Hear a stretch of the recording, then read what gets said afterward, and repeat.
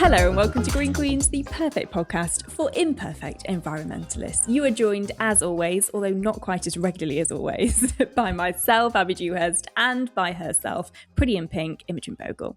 Well, we're both pretty in pink today. It is wonderful. You've gone for a long sleeve number. I've gone for a short sleeve number. I feel slightly conscious because for those watching on video, I'm like certain angles. I look like I have the most enormous arm muscles. But you have the most sensational arms. I would be offended if you covered them up. So get them out daily, please. Every so often, sometimes I'm like, oh, these are toned. These are good arms. And then other times I'm like, I look like a bodybuilder. I'm just going to show you a little bicep. Whoop, there it is. But the thing is, it's in context with the rest of your body. Like it's you've got a very great toned body. I caught myself, I can't remember where we were. It might have even been like on Le Shuttle or a really random place that Jake and I were. And there was a mirror in the distance. And I was carrying quite a heavy bag, like a suitcase. And I saw my Popeye arm out the corner of my eye. And even Jake double took. We were both like, that's not okay. Like that shouldn't be that size. And I pride myself on being a strong woman, to be fair. But every now and again, when it pops out in a little dainty dress, it does take me aback a little. Do you know, that is the thing. I am so often I feel really capable. And that is what I remember there was this point in lockdown where I was like, right now, if I was to be chased by a burglar, I wouldn't be that convinced that I could scale a wall. And I said that very specific sentence to, well, he wasn't my husband at the time. My boyfriend at the time, lol. And I was like, but now I would feel really confident to not only run away from said burglar, but maybe like tackle them to the ground. And that's only a problem when it comes to wearing something really dainty and you're like, well. Actually, the way I see it is, it's a dangerous world out there. And I think it's important as women, as petite, dainty women, that we still show that we can fight for ourselves. And if that just so happens to be with a muscly arm, then so be it. So be it. And for anyone who's expecting sustainability content from this podcast, we can't guarantee that there'll be any. We don't know where this is going to go. But what you will notice for those that are regular listeners is that we haven't been recording for a couple of weeks. We've been... Well, I suppose this podcast really is to give you a bit of an update as to what we've been up to and what to expect from Green Queens in the future. Welcome to this hodgepodge of an episode, I would say. Yeah, it's very much a hodgepodge. And it feels a little bit naughty because we sort of stopped. I can't remember what the last episode was that we put out. Apologies. Well, you will have listened to one last week with Pamela Kirtland from Wild Places Uganda, all about conservation. So hopefully you enjoyed that episode. And if you haven't listened to that, go back and listen to that one and then come back to us now. But it really does feel like, because we didn't sort of give an explanation and we didn't really preempt, life just got a little bit mental, that we were going to have this sort of temporary gap. What's funny is that we've both gone away and come back with absolutely no foresight to anybody, but we're quite brown. That's because A, summer, and B, I sort of feel as though we've called in sick for school, but we've very clearly had a holiday. That's how I feel at the moment. So apologies about that. Oh, 1,000,000%. And I will share at this point that, what I do feel good about is that the episode before Pamela was episode 10 of season 5. So at least it was like a nice round number, but we do like to tend to do 12. We like to do one that concludes the series. But what happened really is that I left my job in June. And big life change. So my other job that I had alongside this one was working for a channel called The Fully Charged Show, or Everything Electric Show, where I was a presenter doing lots of clean energy stuff, lots of automotive stuff, but also ran the production team, which I totally adored. But made the decision to step away from that. It felt like a good time, bit of an end of an era. And as many people listening to this podcast will have experienced, when something like that happens, you suddenly realize that you are very exhausted and not really capable of doing much more than read approximately 12 books on holiday, which is exactly what I did. And it was so glorious. And if you need book recommendations, hit me up. You're always the go-to for the book recommendation, but I think even more so at the minute. But I do think also it is very important, and this is a really important reminder of many things, but I think of burnout, for one, because you were functioning at an inhumane level of productivity before you left that job. But also, I think acknowledging that, as you said, before we started recording, we've had a big fat juicy catch up.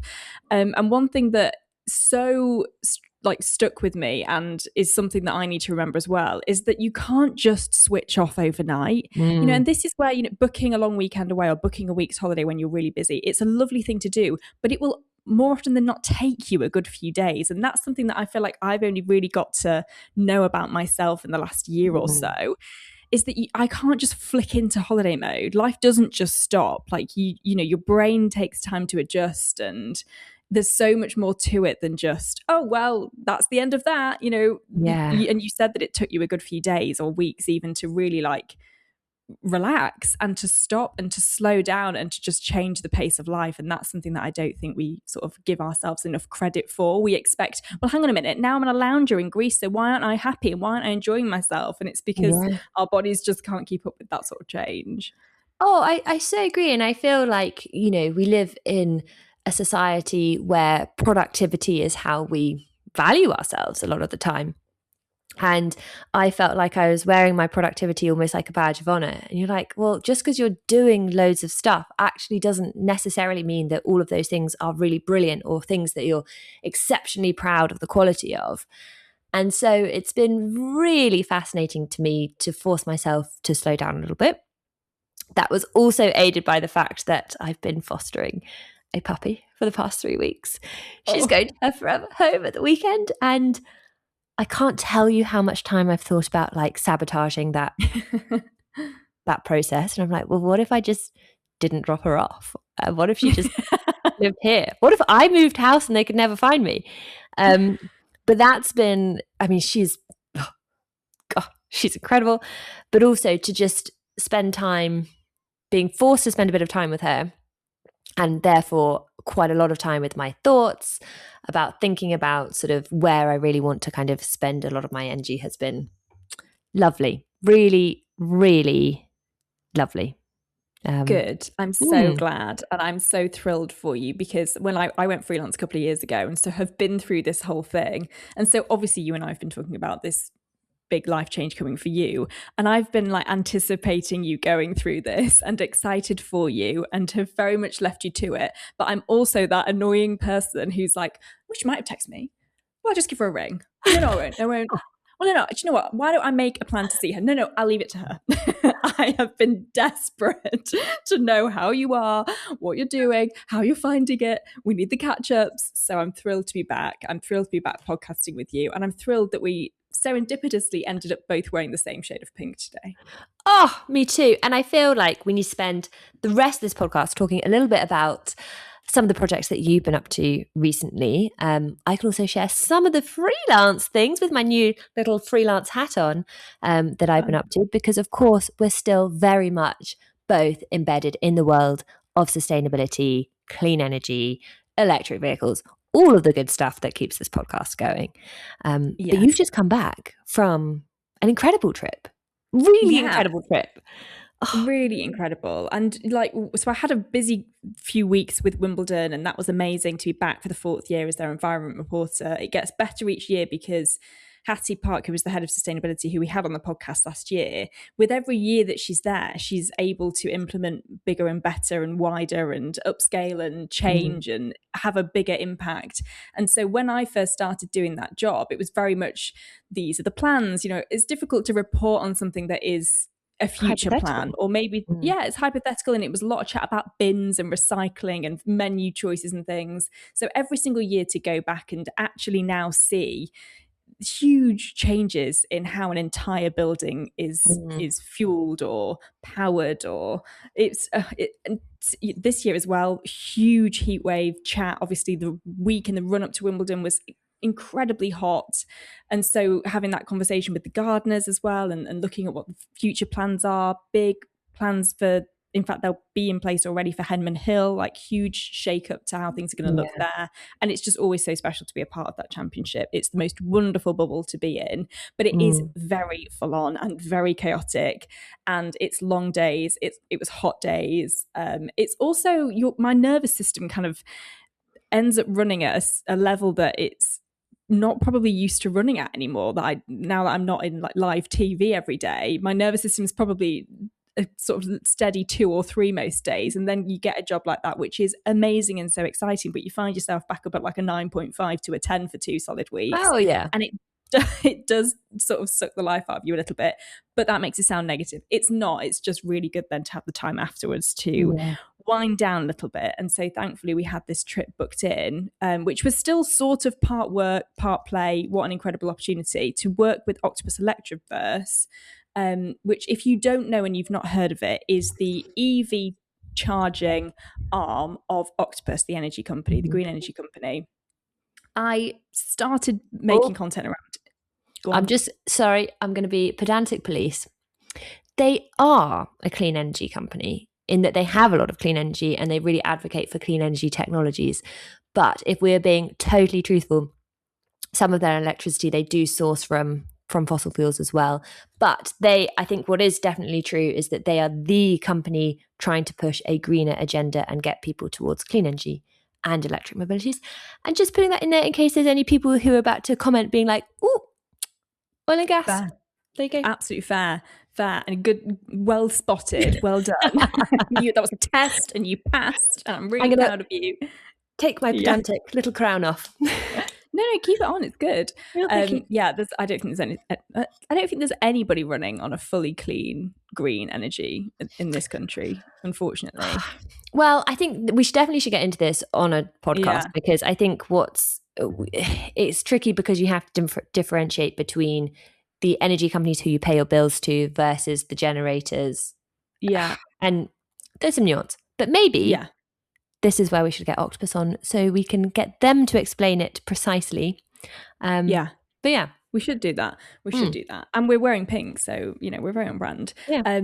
Electroverse, no, you're fine. Octopus Electroverse is the EV charging arm of that company, and it is the most brilliant app. If you are relatively new to getting an EV, you're thinking of getting an EV, we're going to get onto that anyway in this episode. It is the one app, and I mean that literally, you need one app to charge your car like all across Europe, maybe even the world. I need to double check that. Let me fact check that. But they have essentially worked with all these different public charger network operators, because there are loads. In the same way that with a petrol station, you'll have your Shells, you'll have your Asdas, you'll have your Sainsbury's, you'll have your BPs. It's a similar sort of thing with public charging infrastructure, but that has complicated things a little bit when it comes to apps and stuff. But Electroverse, thankfully, have made that really, really simple.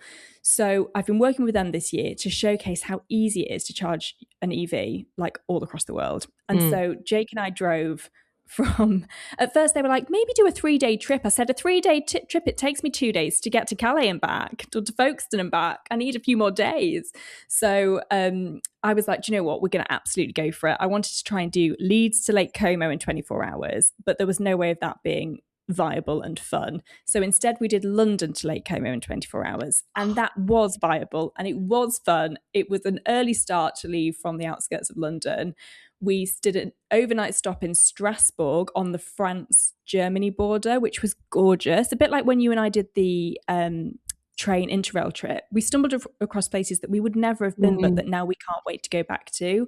And then we were up at the crack of dawn to leave Strasbourg and get to Lake Como within 24 hours. I think it took us like 26 hours because there was just so many beautiful sights to see.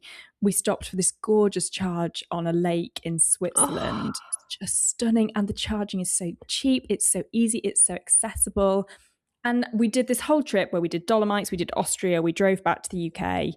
And it was bloody lovely, like so relaxing, and the opposite of what I think even I would have assumed a big, mammoth road trip like that would have been, especially in an electric car. So really, really lucky to be able to call that work. But also, thankfully, we did manage to switch off and swim in lots of lakes and go on lots of nice hikes and things. So it's magic. And also, I will maintain, and I've said this many times on this podcast before, but obviously you're there working with Octopus Electroverse to kind of help promote the idea that this is such an easy thing to do. It's really accessible. Don't be intimidated by it. But what it also does for me is it really means that I never have to plan a holiday ever again, because you do so much heavy lifting and so much legwork, so much thorough research to make these trips possible. And I'm like, anyone follow Abbie and then just do exactly the same trip at some point in the future, because you're good at your holiday research, that's for sure. I do pride myself on that. And there was a girl that messaged me and was like, oh my God, you're literally planning my honeymoon for me. This is exactly what we want to do. And I said, steal it, take it. If anything, give me a budget and I'll finesse it. I'll book it for you. I'll get the Abios points.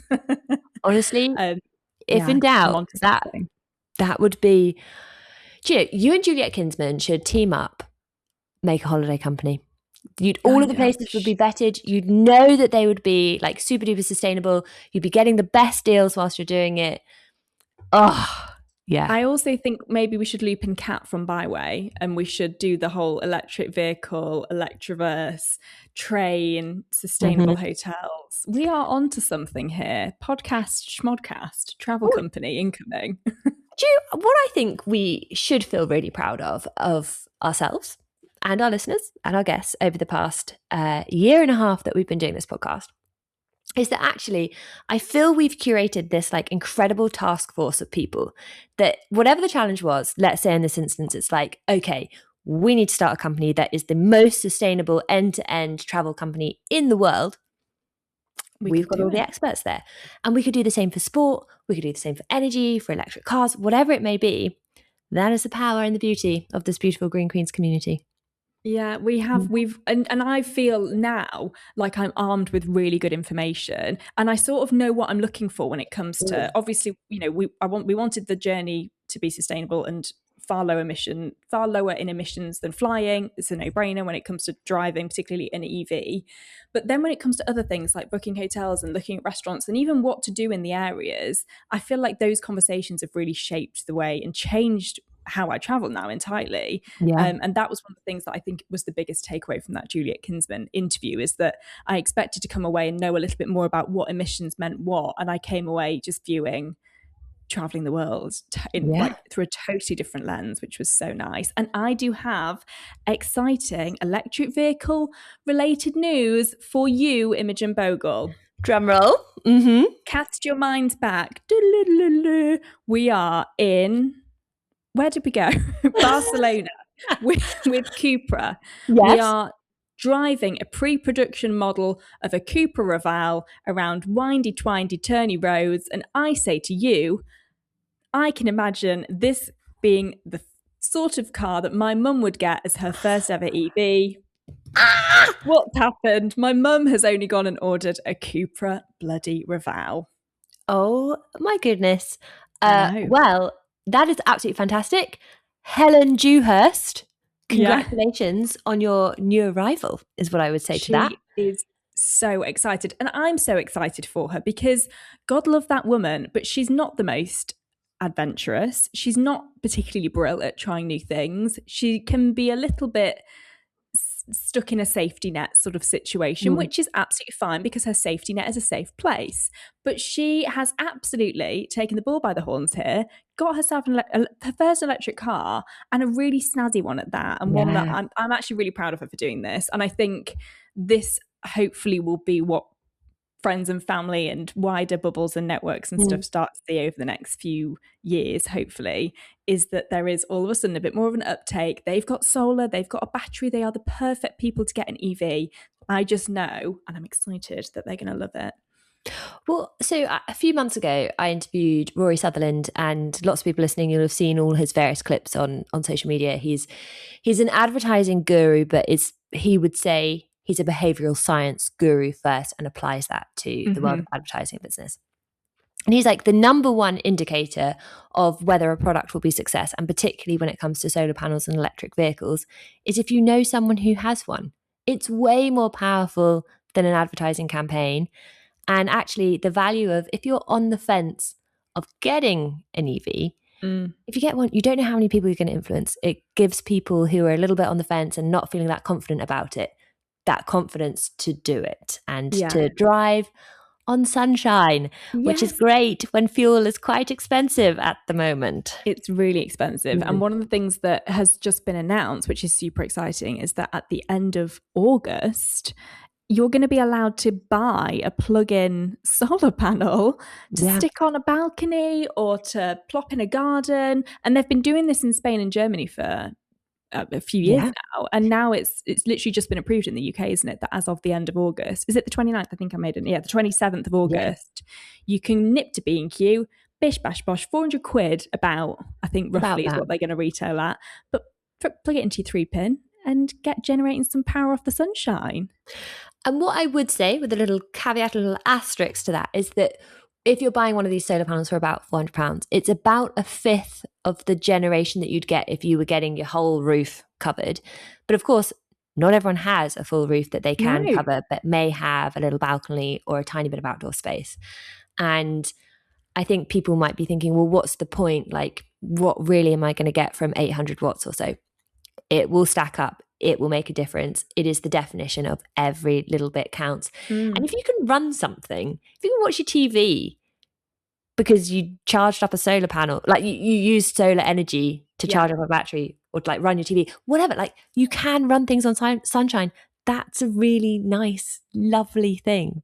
It's so nice. And I think so it's about 400 quid to buy. And I think I read that it's something like between 70 and 100 or 110 pounds a year that it'll save you. Yeah. So it's not long to make your money back, really, is it? And with the price of fuel continuing to go up and the price of electricity continuing to go up, actually, you might make it back even sooner than that. Well, quite. And also, girl maths, come on, like £70 that you would have spent on something else. Now you can spend it on something nice. Like, do the girl maths as well as the sensible payback period maths. I saw a TikTok the other day and I had to send it to Jake because it was along the lines of like, I think the caption was, he's finally getting it. And it's I know exactly the one you mean. My other half finally understanding, hang on a minute. So you sold that dress for £2? That means that you have £200 to spend. And she's like, yes. And then it's like, you bought that coffee in cash, which means you got £5 change, which means you got £5 for free. It's like, he's finally getting it. Such a good TikTok. I also have a little nugget for you, which is quite fun. And also because of the fact that I have just driven through Germany and spent 2 days in Austria, I'm now at one with those people. Because of the fact that they've been using these balcony solar panels in Germany for some time, I think it was a Times article that I know it was in The Guardian that I read that they call it in Germany a Balkenkraftwerk. I love that. I saw the same thing. I was like, of course, there's like a very German terminology for this. And it's, of course, brilliant in the same way that Dunkelflaut is. It's very IKEA, which I know isn't German. Is it German? No, Swedish. Hang on. IKEA is Swedish? Yes, Swedish meatballs. Oh my God. Meatballs. Anyone who's listening to this is going to be like, come on, ladies, like, get your act together. We know IKEA is Swedish. I have to tell you, because on the subject of EVs, when I left my job, one of the things I had to do was return my EV that I had through salary sacrifice. I didn't get to say goodbye. I mean, it wasn't any great sadness. Like the Ioniq 5, it did me well for a good chunk of time. I'd had it for 3 years, and it is a fantastic car. If anyone needs just like a practical, reasonably priced, especially in the secondhand market car, great. Yeah, it gives spaceship. Yeah, and I loved, with a sort of slightly more automotive lens for a moment, I think at the time that it was launched, which I think was 22, maybe 21, had this very cyberpunky design, which having worked in the automotive industry and in automotive design departments, I was like, the designers would have done that and been like, there is no way that the actual production version is going to bear any resemblance to this. There'll be whispers of this design language. Yeah. And yet it did bear a really close resemblance, and I admire the bravery. Yeah, anyway. It's like the Jaguar. We saw that at Goodwood, didn't we? What was the Jag? So the Type 00. Yes. That is actually going to be launched as a GT 4-door version in soon. I think this year. That was at Goodwood again this year in camo. So if you take a picture of it, the shape is somewhat distorted, which is very clever. Cool. But it has meant that I've been back in temporarily whilst we're waiting for a very generous press loan of a Volvo EX30. Oh, you jammy. I want to try the Volvos. Oh, I'm very excited. And the EX30 is nice and diddy, but still big enough for dogs and all the rest of it. But I've been back in a petrol car and I absolutely hate it. Yeah, the Mini. Yeah. And for several reasons. One, petrol pumps, depressing, obviously. Oh, so smelly. So smelly, so expensive, expensive. And then you go in and you pay and you're like, oh, do I need one of those fulfill protein bars? And you're like, no, they're flipping £3.49. Of course I don't need that. But actually, the thing that I've noticed is that driving in traffic, they are louder. It is a bigger sensory overload. You do feel like more tired by the drive. So not going to be sad about not driving that. It's so funny, isn't it? Well, and you brought up Rory Sutherland earlier, and I think it was one of the interviews that you did with him where he talks about, is it inverting? I'm going to butcher it, so I'm probably going to let you do it. We had a little technical glitch there. So we took this conversation to WhatsApp for a little bit and now we're back. It's so funny. The minute we went off, we were like, you froze and so have you. And then as it was unfreezing, we were just gossiping on there. And then like still texting when it finally unfrozen. But yeah, you're so right. There's this concept of inverting the problem because, you know, as we've already somewhat alluded to, taking on a new technology is daunting.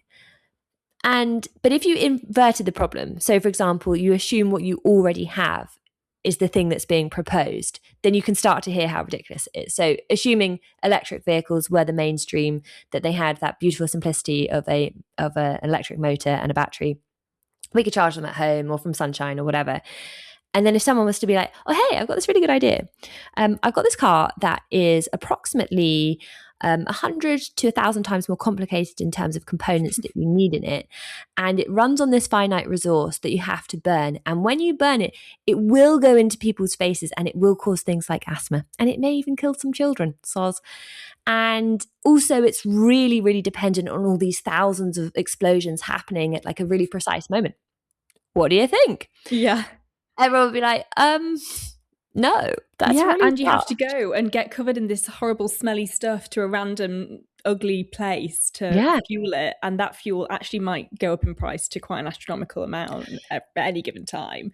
Like this, it really is, I think, inverting the problem when it comes to electric cars. It made me see it totally differently. But I do think that there is also an element of time. Let's just give people time. I'm not going to push it on anyone. I wasn't there like, Mum, you have to get an EV. I've always said that they're great and I've always explained things to them. And she's come to the conclusion in her own time. And I'm excited to see how she finds it. And I'm excited to see her reveal because we only saw the pre-production model. So the interiors weren't even done. Yeah. And I think this is the thing, like people do need time. And especially with like a big financial decision that is getting a new car. And you know, Deep and I are feeling this so acutely at this point in time because we're like, we need to buy a car. And definitely we have the experience that's totally skewed by being lent beautiful cars from beautiful brands all the time. And you kid yourself into thinking that like cars are free. They are not free. They are so expensive.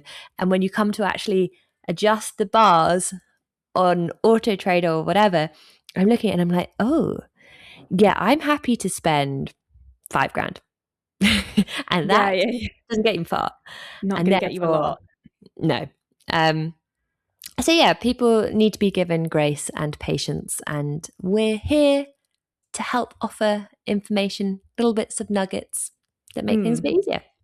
Absolutely. And I think it would be remiss of us not to mention a few other things that have gone on since we last spoke, of which we're not going to go into all that much detail. But at the moment in particular, as we are recording this, I'm personally dealing with a bit of climate anxiety around the amount of wildfires that are raging across Spain, across France, across Scotland as well. And one thing that I have found literally in the last 48 hours that has helped me is that and I don't want this to be, oh, ignorance is bliss, you know, sort of switching off to it all. But I've exercised my free will and I have on social media gone onto my settings, which is like the 3 little bars on the top right-hand side. If you are on your profile, there is an option to go to your content preferences and to toggle off essentially snooze for 30 days. That's Instagram feeds you suggested posts.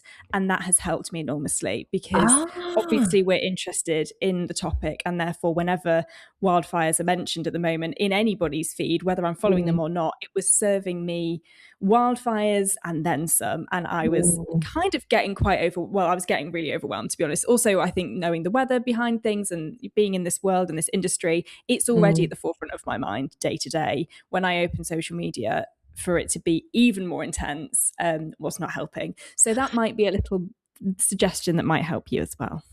That is such a good piece of advice, because I think, you know, as we consume different things across different digital platforms, shall we say, I personally feel that it's quite important to have a sense of what it is that you want from a particular platform.